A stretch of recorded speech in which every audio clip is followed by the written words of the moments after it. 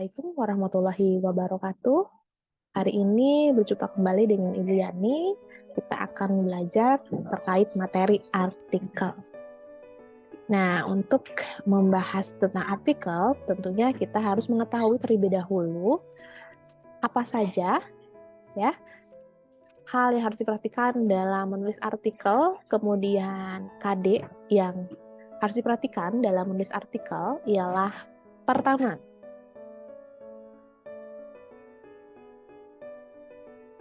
ya, kita dapat menganalisis kebahasan artikel dan atau buku ilmiah, dan yang kedua mengonstruksi sebuah artikel dengan memerhatikan fakta dan kebahasaannya.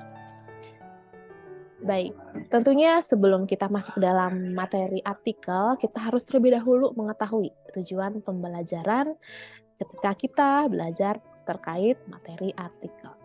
Nah, dengan melalui mode pembelajaran project-based learning, maka peserta didik dapat menganalisis kebahasan artikel, menganalisis unsur-unsur artikel, dan menulis artikel sesuai dengan fakta, dan menulis artikel dengan memperhatikan kebahasaan dengan tepat.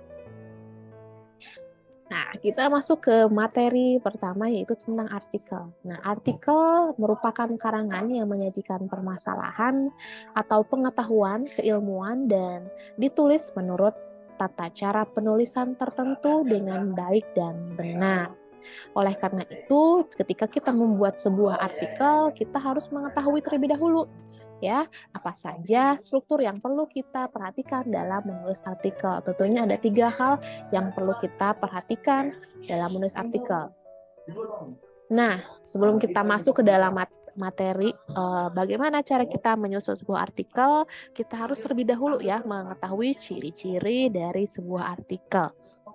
Nah, untuk yang pertama, ciri-ciri sebuah artikel yaitu isi disajikan berada pada kawasan pengetahuan keilmuan. Ya, yang kedua ditulis dengan cermat, tepat, dan benar, serta menggunakan sistematika umum dan jelas. Dan yang ketiga tidak bersifat subjektivitas, tapi harus bersifat objektif ya. Kemudian tidak bersifat emosional dan tidak mengungkapkan terkaan atau sangkaan atau memuat pandangan tanpa fakta. Jadi harus bersifat faktual juga nih dalam membuat sebuah artikel.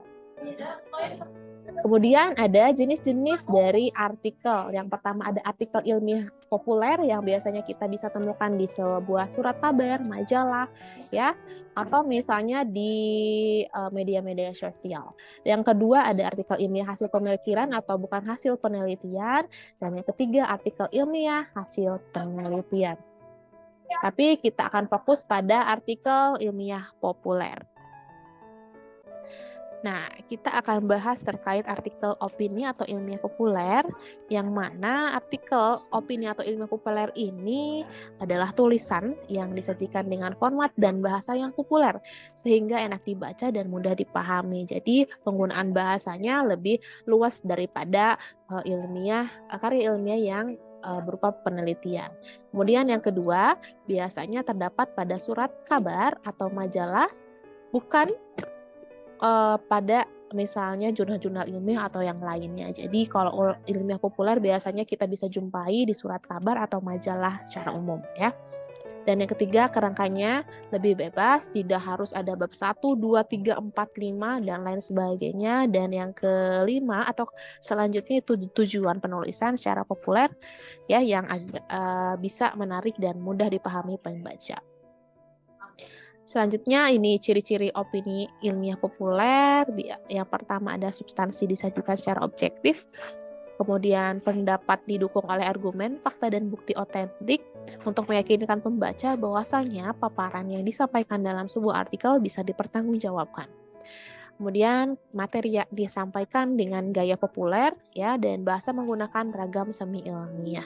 Karena yang kita ketahui untuk bacaan di sebuah majalah atau koran tentunya tidak semua orang bisa memahami jika kita menggunakan bahasa ilmiah keseluruhan. Jadi mengapa di ilmiah populer itu harus menggunakan ragam semi ilmiah agar semua kalangan bisa menikmati bahasa tanpa perlu mencerna dengan sangat serius gitu topik yang dibahas, dan tentunya dengan bahasa yang mudah dipahami juga. Dan yang terakhir, tidak mengikuti aturan yang lazim dalam artikel ilmiah murni. Kalau Kalau ilmiah murni tentunya harus menyesuaikan dengan sistematika yang ada dari bab 1 sampai bab 5 itu tidak boleh terlewatkan. Karena memang untuk menulis ilmiah populer itu tidak perlu mengikuti aturan yang lazim, layaknya ilmiah penelitian ya, karya ilmiah penelitian. Nah, kita masuk ke sistematika artikel opini atau ilmiah populer. Ya, yang pertama kita akan menjumpai bagian struktur pertama yaitu pernyataan isu atau tesis. Nah, di bagian ini biasanya menyajikan sebuah permasalahan atau fenomena apa yang diangkat atau peristiwa aktual apa yang menjadi bahasan dalam artikel tersebut. Nah, bagian ini ya sama dengan teks editorial sebelumnya, tapi bedanya di bagian sistematika opini atau ilmiah populer atau bisa disebut dengan artikel ya, biasanya kalau teks editorial itu dipilih langsung oleh redaksi media itu sendiri. Sedangkan isu dalam artikelnya ditentukan berdasarkan minat penulisnya kalau artikel. Jadi bedanya seperti itu ya, penulisnya terletak pada perbedaan penulisnya. Kalau teks editorial harus oleh redaksi atau redaktur dari media tersebut, kalau artikel boleh siapapun ya, tapi berdasarkan minat penulisnya. Penulisnya mau menuliskan tentang apa. Selanjutnya, sistematika yang kedua adalah rangkaian argumentasi. Ya, tidak berbeda jauh dengan teks editorial, teks artikel juga berupa pendapat atau opini nih di bagian sistematika yang keduanya. Di sistematika yang kedua ini penulis ya memaparkan pendapat atau opini terkait isu dan topik yang dibahas yang tentunya tadi sudah dijelaskan di bagian awal, di bagian tesis ya atau pernyataan umumnya. Nah, di bagian ini dilengkapi oleh sejumlah teori, pendukung, dan fakta, baik yang berupa melalui pengamatan, wawancara, atau sumber-sumber lain. Nah, mengapa ada pendapat disertakan dengan sejumlah teori pendukung fakta? Hal tersebut bisa meyakinkan pembaca bahwasannya pendapat atau opini dari seorang penulis bisa dipertanggungjawabkan dan bisa dipercaya kredibilitasnya bahwa dia tidak serta-merta menyampaikan pendapat atau opini saja, tapi bisa dipertanggungjawabkan karena didukung dengan teori pendukung atau fakta lainnya yang bisa meyakinkan pendapat atau opini dari penulis betul-betul mendekati keabsahan atau kebenaran. Nah, artikel opini atau artikel ilmiah populer ini tidak terlalu ditekankan pada teori-teori yang harusnya disampaikan oleh teori-teori para ahli gitu ya. Ini beda. Jadi perbedaan dari ilmiah populer dan penelitian yaitu diletaknya itu diletak di teori para ahli. Kalau di ilmiah populer tidak serta-merta harus menggunakan teori-teori para ahli, tapi hanya sebagian saja untuk meyakinkan. Tapi kalau di bagian artikel ilmiah penelitian itu perlu sangat dan diharuskan ada teori dari para ahli. Karena teori para ahli itu menjadi ujung tombak bahwasanya penelitian itu sejalan dengan teori yang sudah pernah dilakukan oleh para ahli tersebut dan bisa dinyatakan keabsahannya. Nah, selanjutnya di bagian ketiga nih, sistematika dari ilmiah populer adalah ada penegasan ulang. Nah, di bagian penegasan ulang ini berarti penulis perlu menegaskan kembali nih, apa sih yang menjadi pembahasan sebelumnya atau poin inti apa nih yang dibahas di bagian penegasan ulang ini. Kenapa harus ada penegasan ulang dalam sebuah artikel populer? Di sini membuat pembaca lebih gampang mengetahui apa sih poin atau intisari dari pembahasan yang dibahas dari artikel tersebut. Ya, tentunya di bagian penegasan ulang tersebut disertakan biasanya dengan solusi, harapan, atau saran-saran bagi pembaca atau para stakeholder atau pihak-pihak yang terkait untuk memperbaiki hal-hal yang dibahas di bagian artikel tersebut. Nah, kita masuk ke artikel ilmiah hasil pemikiran. Kalau tadi kita sudah bahas terkait artikel ilmiah populer, kita masuk ke bagian kedua, yaitu artikel ilmiah hasil pemikiran. Nah, Untuk artikel ilmiah hasil pemikiran ini, pertama merupakan tulisan ilmiah yang membahas suatu masalah yang dikaji berdasarkan pemikiran penulis. Dan yang kedua, penulis mengutarakan gagasannya berdasarkan kajian, teori, dan fakta-fakta yang relevan.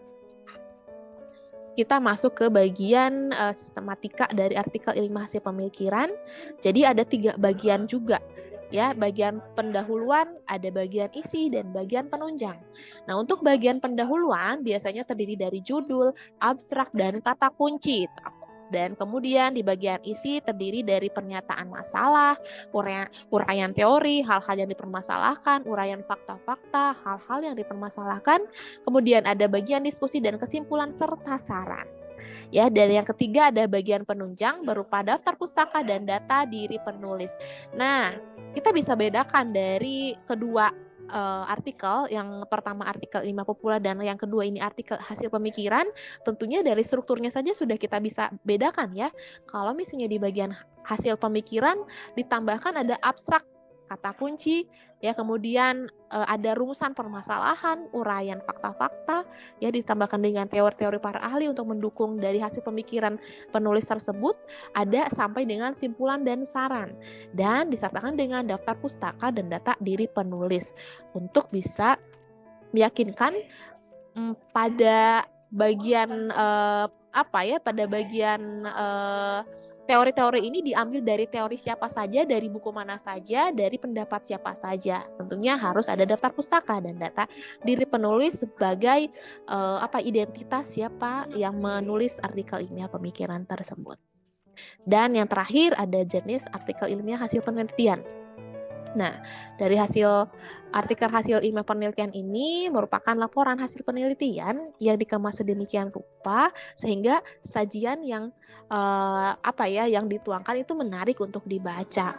Kemudian gaya penulisannya lentur dan enak dibaca, dan yang terakhir terdapat perbedaan kerangka peran hasil penelitian dengan artikel ilmiah hasil penelitian. Kita masuk selanjutnya ke sistematika artikel hasil penelitian. Yang pertama ada bagian pendahuluan yang biasanya terdiri dari judul, abstrak ya. Biasanya abstrak juga terdiri dari abstrak Indonesia dan abstrak yang ditranslate ke bahasa Inggris, dan kata kunci yang disertakan di bawah abstrak. Kemudian bagian yang kedua, bagian isi, terdiri dari pendahuluan.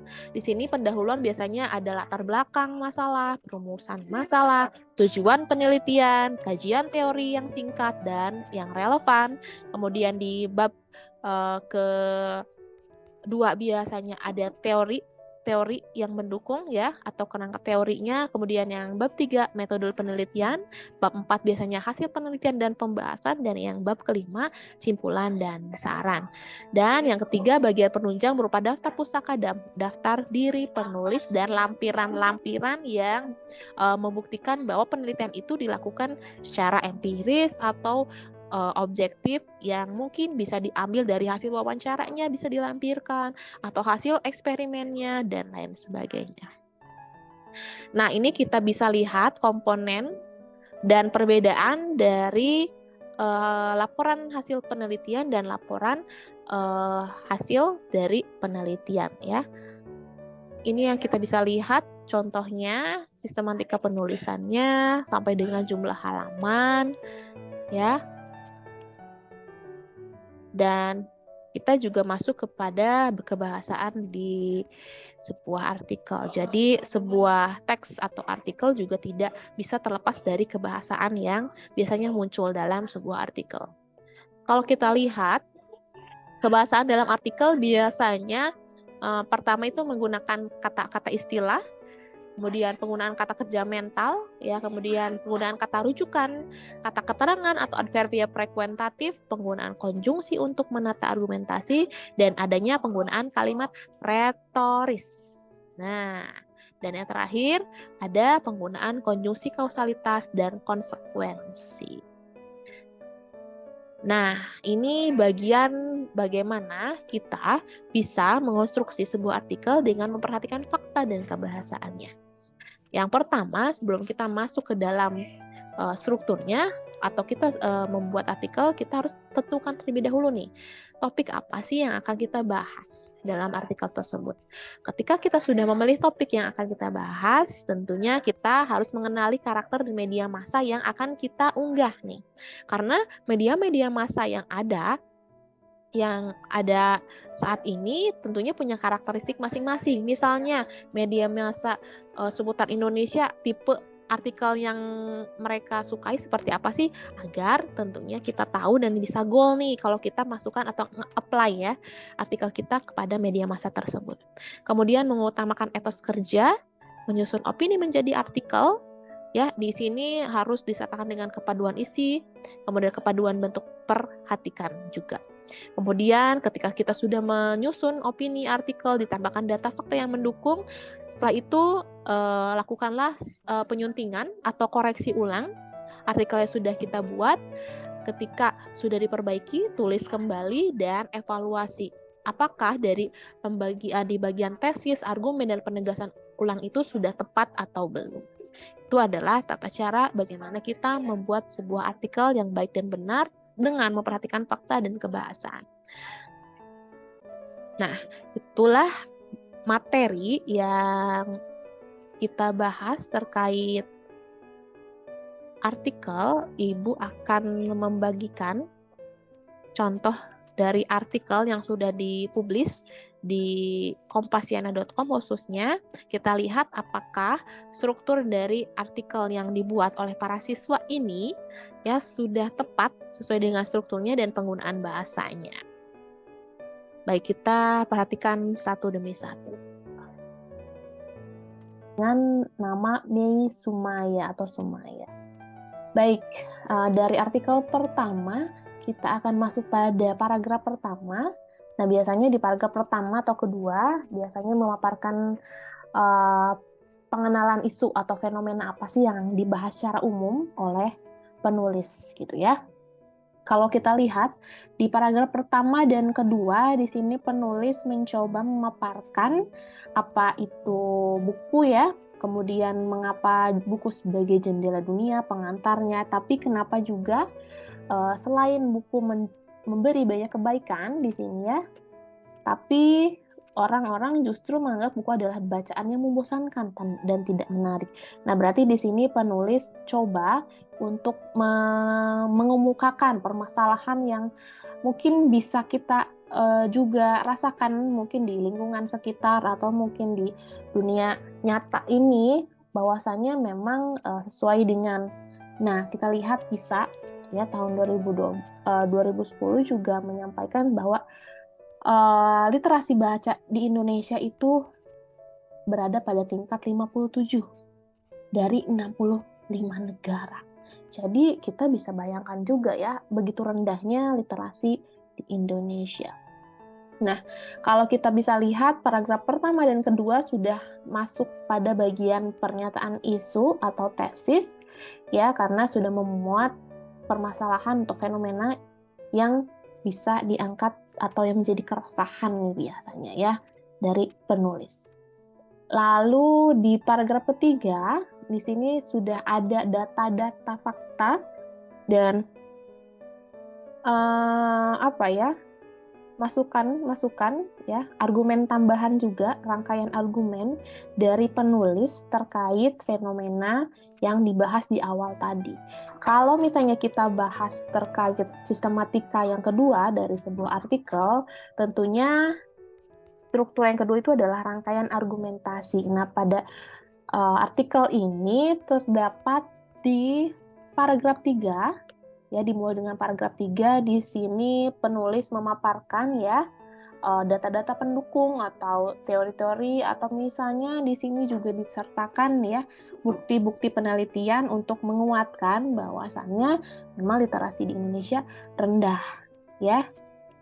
Karena sesuai dengan judulnya, problematika minat baca di Indonesia. Jadi di paragraf 3, 4, kemudian 5 ya masih memaparkan pendukung, data-data pendukung. Kemudian di sini di paragraf 6 sudah 6, 7, 8 sudah mulai menyampaikan ya argumen dari penulisnya untuk bisa menyampaikan pendapat penulis terkait fenomena, kemudian data fakta yang disertakan dan menjadi bagian gitu ya, bagian argumen untuk menyampaikan bahwasannya memang perlu ya adanya hal yang diperhatikan khususnya dalam literasi. Kemudian di sini masih terdapat argumen dari penulis. Kemudian di 2 paragraf terakhir sudah mulai pada bagian penegasan ulang kembali nih. Di sini ditegaskan kembali bahwasannya problematika pola pikir masyarakat membuat mereka enggan membaca. Jadi ini ditegaskan kembali nih oleh si penulis yang tadi di awal dipaparkan di bagian tesis atau penyampaian isu ya. Jadi diulang kembali karena di bagian penegasan ulang berfungsi sebagai penegasan kembali pembahasan yang sebelumnya dipaparkan oleh penulis. Dan biasanya di bagian penegasan ulang berisi solusi, harapan, ataupun saran-saran bagi pembaca atau lembaga terkait terhadap materi atau hal yang dibahas di dalam artikel ini ya. Jadi kalau kita lihat strukturnya memang sudah sesuai dengan struktur artikel. Jadi ada penegasan ulang tadi ya di akhir, berarti sudah lengkap. Kemudian ada rangkaian argumen sampai dengan adanya tesis atau pengenalan isu di awal. Jadi bisa kita katakan untuk artikel pertama yang berjudul Problematika Minat Baca di Indonesia sudah sesuai dengan sistematika penulisan artikel khususnya ilmiah populer. Nah, kalau kita cari nih, apakah teks ini sudah menggunakan kebahasaan dalam artikel? Kita bisa lihat ya. Biasanya dalam artikel terdapat kata istilah, kata kerja mental ya, kata rujukan. Kemudian ada kata keterangan adverbia frekuentatif ya, kemudian ada konjungsi, selanjutnya ada konjungsi kausalitas, pun ada kalimat retoris. Kita cek satu per satu gitu ya. Nah, di sini ada namun apa jadinya jika seseorang tidak memiliki minat untuk membaca buku apapun? Nah, ini bisa kita masukkan dalam kalimat retoris. Nah, adapun kalimat retoris biasanya kalimat yang memang berupa pertanyaan, tapi hal tersebut menjadi pertanyaan yang memang tidak pun kita jawab, kita sudah tahu jawabannya apa. Nah, biasanya fungsi dari kalimat retoris ini untuk menyampaikan kritikan sebenarnya atau sindiran terhadap pihak terkait apa yang dibahas, ya gitu ya. Kemudian selanjutnya, nah di sini ada artikel kedua yang berjudul Ponsel Canggih Membaca Sulit. Ya, jadi ini ada dua hal yang bertolak belakang nih. Ponsel canggih, tapi kenapa sampai membacanya sulit gitu ya.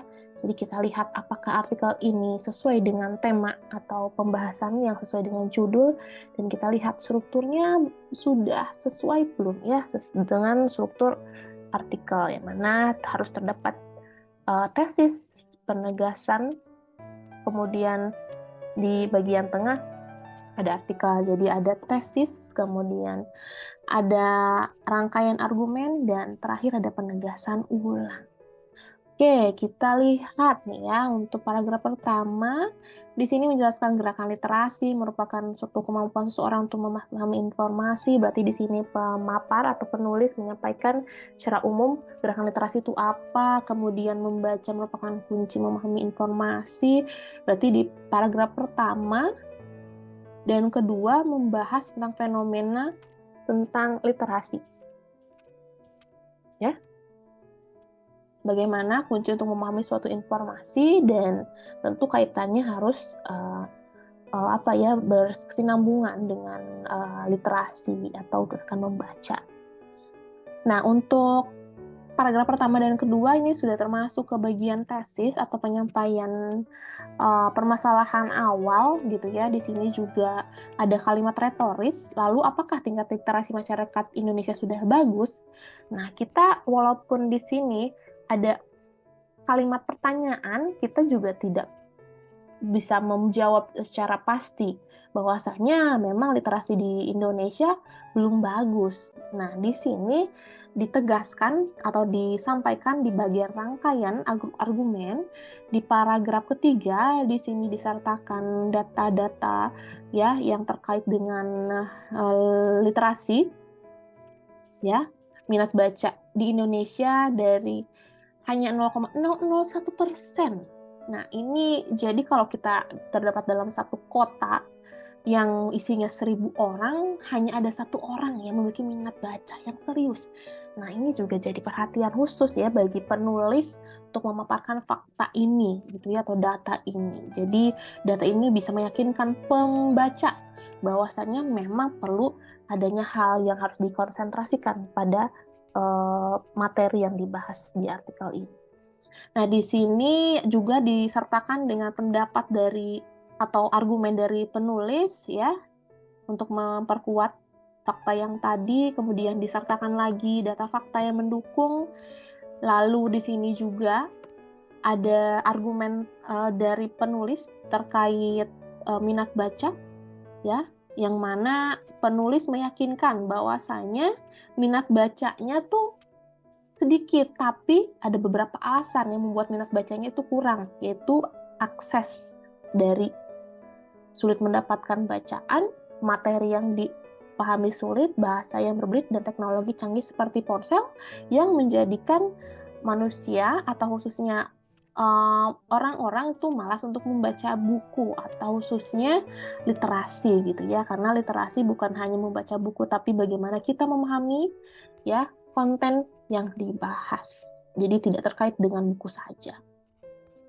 Di sini juga menyampaikan argumen ya permasalahan kenapa ponsel membuat kita lebih mudah mencari informasi. Jadi kita agak sungkan dan agak malas untuk membuat diri kita membaca dan melakukan literasi. Jadi segalanya dipermudah, hal tersebut menjadikan minat baca rendah. Jadi ingin instan gitu ya. Jadi hal tersebut juga menyebabkan penyebaran hoax juga semakin merebak gitu karena tadi kemudahan terkait informasi, tapi kita tidak mencerna terlebih dahulu informasi yang masuk dalam pikiran dan hal yang mungkin perlu kita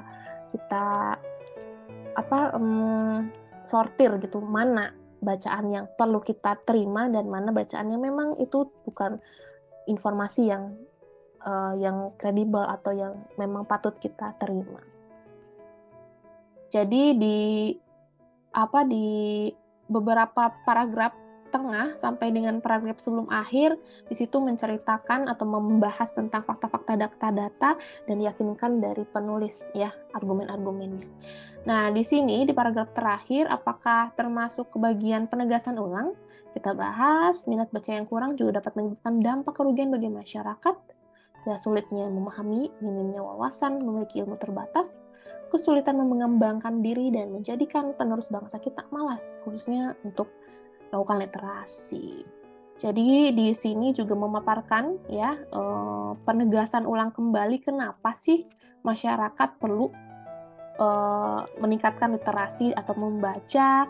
Hal tersebut juga memberikan masukan bahwasannya kalau kita malas membaca, tentunya kita akan sulit untuk memahami, kemudian kita wawasannya terbatas, ilmu yang diterima pun terbatas, kemudian sulit mengembangkan diri.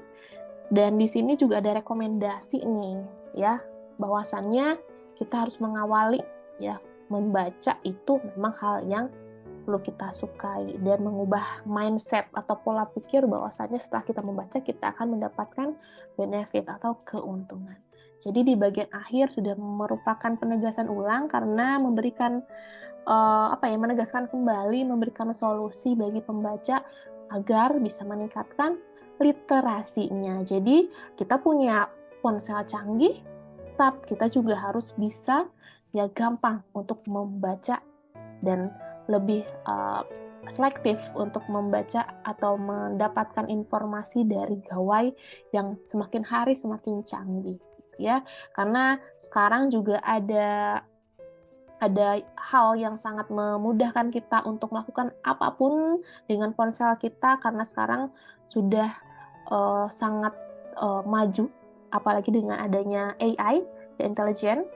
Jadi kepintaran yang dibuat oleh mesin, dan itu pun membuat manusia lebih dipermudah dalam mencari informasi, mendapatkan hal yang mungkin tadinya kita harus banyak melakukan effort atau kegiatan yang sangat panjang, tapi dengan adanya AI ini dipermudah dan dibuat menjadi seefektif mungkin gitu ya, tapi kita juga harus selektif. Nah, itu untuk artikel yang kedua. Selanjutnya ini ada artikel yang ketiga. Ya, di sini judulnya dari 1.000 penduduk hanya satu yang membaca. Berikut fakta tingkat literasi di Indonesia. Nah, kalau kita lihat ya di sini artikel ini kita lihat apakah sudah sesuai dengan struktur dari sebuah artikel dan penulisannya juga. Kalau kita lihat di paragraf pertama, nah di sini penulis coba memaparkan membaca itu pengertiannya apa, membaca itu merupakan kunci keberhasilan juga ditentukan oleh pengalaman dalam membacanya. Namun di sini ada hal yang menjadi permasalahan. Nah, di balik dampak positif masih banyak masyarakat yang enggan membaca. Di sini penulis coba memaparkan peristiwa ya atau fenomena yang memang kenyataannya seperti ini. Nah, di paragraf kedua di sini ada case-case atau permasalahan yang muncul di kehidupan sehari-hari. Di sini penulis masih masuk pada bagian tesis nih ya, bagian yang bisa kita cari peristiwa aktualnya. Ya, di sini ada peristiwa aktualnya, bahwasannya di zaman sekarang seseorang lebih cenderung memiliki kegiatan yang menarik dan tidak membosankan. Kegiatan membaca yang terkenal tidak menarik dan membosankan perlahan mulai ditinggalkan masyarakat. Lantas bagaimana tingkat literasi di Indonesia? Nah, jadi di paragraf pertama dan kedua masih masuk pada pernyataan isu atau tesis. Nah, untuk di paragraf ketiga sudah ada nih ya fakta data yang mendukung atau pemaparan ya rangkaian argumen-argumen untuk memperkuat dari pernyataan isu atau tesis yang dipaparkan, pemirsa. Nah, ini masih juga ya di paragraf selanjutnya ada data fakta, masih data fakta. Ya, sampai dengan ada kutipan terkait buta huruf juga sampaikan. Kemudian di sini ada argumen, memperkuat argumen dari fakta yang mendukung bahwasannya ya di Indonesia tingkat buta hurufnya masih tinggi, terutama di bagian timur. Nah, ini juga menjadi faktor paling utama nih, minimnya sarana infrastruktur dan lemahnya sumber daya manusia. Nah, di sini juga ada fakta yang mendukung juga ya, bahwasanya 92,81% ya tercatat bahwa angka melek huruf di Indonesia terus mengalami peningkatan dalam 1 dekade terakhir. Gitu. Jadi presentasinya makin hari atau makin tahun makin naik gitu ya.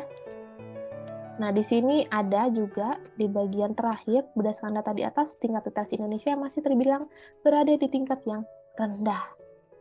Jadi masyarakat Indonesia belum bisa menjadikan membaca sebagai budaya yang melekat dalam diri.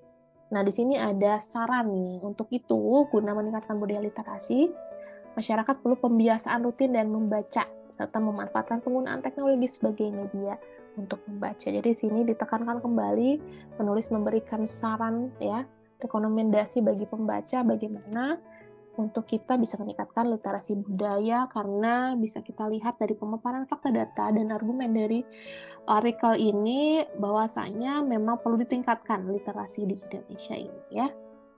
Sehingga nanti bisa berbalik dari satu ini bisa mungkin menjadi 1000 gitu ya, itu harapannya. Artikel keempat yaitu artikel keempat berjudul rendahnya minat baca siswa hingga melek huruf orang dewasa.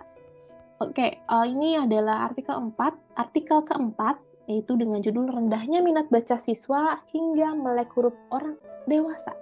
Bagaimana Indonesia bisa merdeka? Oke, kita masuk ke teksnya. Di sini kita baca ya. Di paragraf pertama sudah masuk ke bagian tesis. Ini ya. Di sini memaparkan bahwasanya membaca merupakan keterampilan yang sangat penting ya, karena dengan membaca kita bisa menambah wawasan.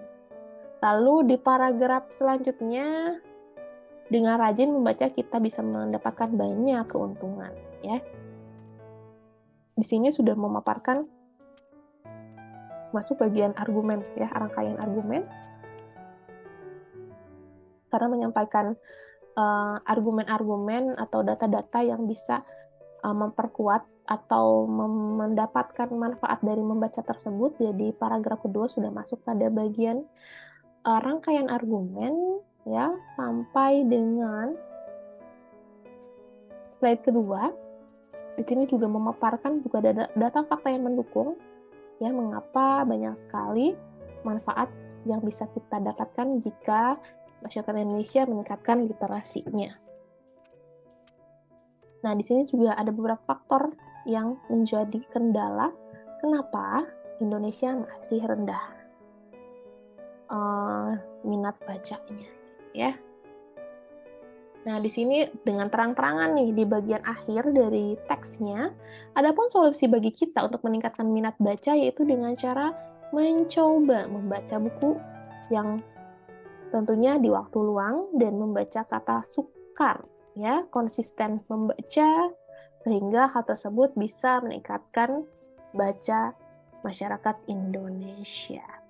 Nah, itu untuk teks yang keempat dari teks artikel ya, yang sudah kita bahas satu persatu. Jadi keempat artikel ini sudah bisa dikatakan artikel yang utuh karena memiliki struktur dari tesis, rangkaian argumen, sampai dengan penegasan ulang. Jadi kita bisa tentukan bahwasanya keempat dari teks artikel ini merupakan teks yang sudah baik ya secara struktur. Nah, kalaupun misalnya dari kebahasaan, bahasa yang digunakan sudah merujuk pada bahasa yang biasanya kita bisa temukan dalam sebuah artikel, manakala terdapat tadi ada konjungsi, istilah, kata kerja, kemudian ada kalimat retoris ya, kemudian ada kata rujukan, kata keterangan, dan lain tersebut. Nah, ini contohnya di kata rujukan hal ini. Kata rujukan biasa kata yang sebelumnya merujuk pada apa yang dibahas. Hal ini berarti merujuk pada pembahasan sebelumnya. Ini kata rujukan gitu ya. Nah, hal tersebutlah yang mungkin bisa saya sampaikan terkait teks artikel yang mana kita tadi sudah memaparkan beberapa artikel dan kita sudah mengidentifikasinya ya. Evaluasi apakah 4 artikel tersebut sudah masuk dalam artikel yang utuh, dan sudah bisa kita simpulkan bahwasannya dalam penulisan artikel ini sudah memenuhi syarat dalam menulis artikel, yaitu terdapat struktur teks dari tesis, kemudian rangkaian argumen sampai dengan penegasan ulang. Begitu.